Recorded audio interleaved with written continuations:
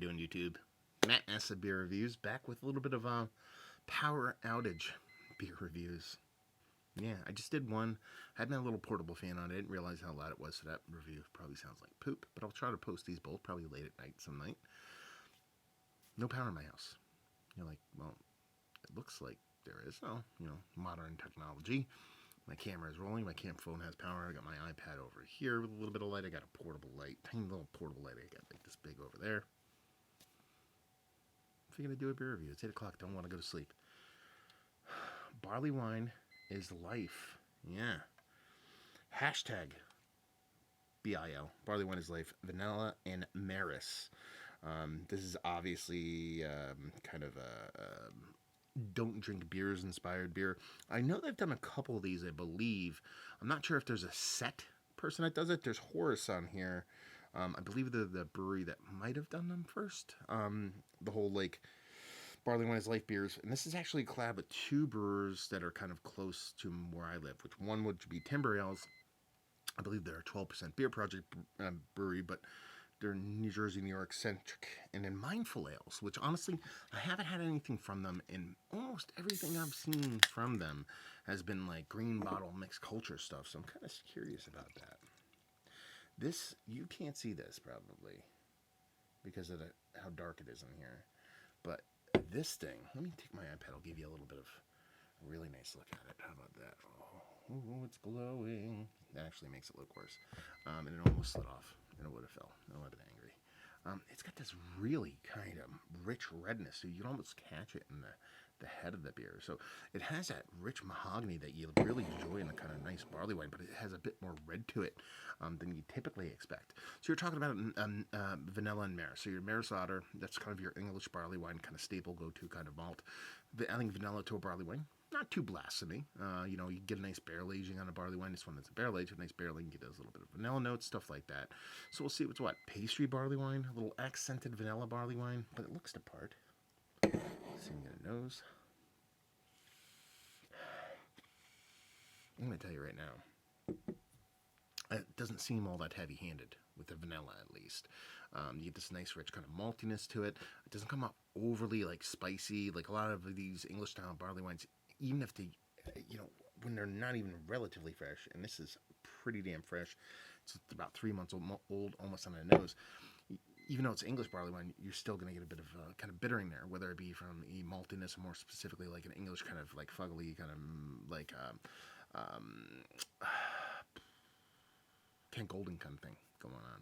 What I get here is kind of rich maltiness, a little bit of soft vanilla, but I can talk myself into being from like some kind of malt addition or something like that. It doesn't come off overly aggressive. It smells like a really nice, well done, not hyper violent barley wine.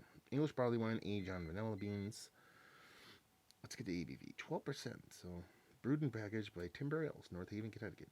So yeah, 12% it was brewed at. So I'm just going to dive right in. Cheers.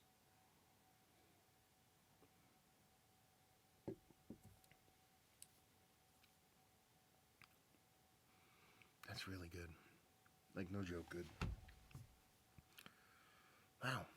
That's really tasteful. The vanilla definitely does come through. You get this nice, rich, I've said it in the other review, it's my battery backups for my router and everything. It's running low. I don't want to turn it off. Anyway. This is pretty cool. It has this red, I don't know if it's that placebo effect or suggestion of the redness in the beer itself, but I get this kind of rich red fruitiness from this beer, and akin to like a cherry Coke kind of thing going on here. Vanilla cherry Coke, but not nearly as aggressive, not nearly as synthetic as vanilla cherry Coke actually tastes. You get this really rich, sweet, matured kind of Maris Otter maltiness to it. It doesn't come off as a fresh barley wine. It comes off with something that has a bit of time, a bit of age on it. When you marry that with a soft little bittering, a little tannic bittering from those hops, add that little nice dose of vanilla in there, and then bring that kind of cherry thing, again, like maraschino cherry juice, kind of cherry Coke kind of thing to it, it ends up being a really fun beer. Kind of the beer I wanted. When the power goes out, A little warm sipper, sit here with my little portable fan, hang out, stare into the middle distance. I do that all the time anyway. It's so quiet in the house. I don't want to like talk loud because my kid's sleeping in the room over there. Everything's so hyper quiet. My dog's Taco's there. He's usually a roving maniac that just is doing everything. Same thing with Mika. She thinks thunderstorms are the devil, and she's not doesn't have a problem with it.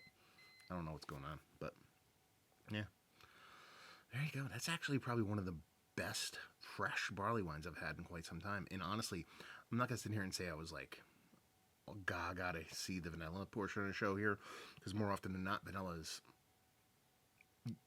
used just a little bit. That's being nice, too much in beer.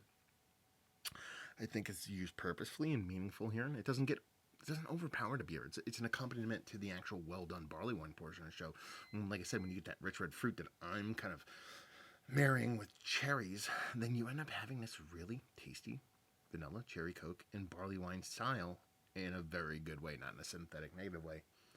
Is it one of the better adjunct barley wines I've had as of late? That cuts down a lot. You know what I mean? How many adjunct laden barley wines I've had the past year? 3. So it's Mount Rushmore automatically. Is it one of the better barley wines? That fresh. Let's go that way. That's a better way to distinguish it because aged ones I think is quite a bit different. It's one of the better, fresher barley wines I've had. I was like, actually, yeah, it is Mount Rushmore status. It's that tasty. It's a really tasty beer. I want more. Value availability. Here's the other thing. So I don't know what this actually costs for a 4-pack. So I know this is quite foreign for a lot of the people overseas, but in the United States, like pretty much everything is 4-packs. Singles aren't super common. When you see them, like as a single, it's typically broken out and there's a huge markup involved. I want to say you paid $5.50 for this, which puts this, you know what I mean, at $22 a 4-pack for 12% barley wine, like hypey stuff. Barley wine is hashtag barley wine is life. That's kind of what you'd expect for this beer in perfect world to be a little bit cheaper, but it wasn't that bad, especially for a single. And leave you with, if you like what we like this, if you like barley wines, vanilla cokes, and don't drink beer, you'll like this beer. So there you go. A review in the books. Hopefully you guys enjoyed it. A little bit of power outage beer reviews. Down there, if you've had this beer, tell me about it. Let me know if you liked it, yada yada, all that fun stuff. Write whatever you want, honestly. That's what it's there for. If you want to see me doing the social media stuff, Massive Beers or Beer Massif for the podcasting stuff. Hopefully you guys enjoyed the review. Hopefully you're enjoying a little bit of barley wine right now. Hope to see you next time.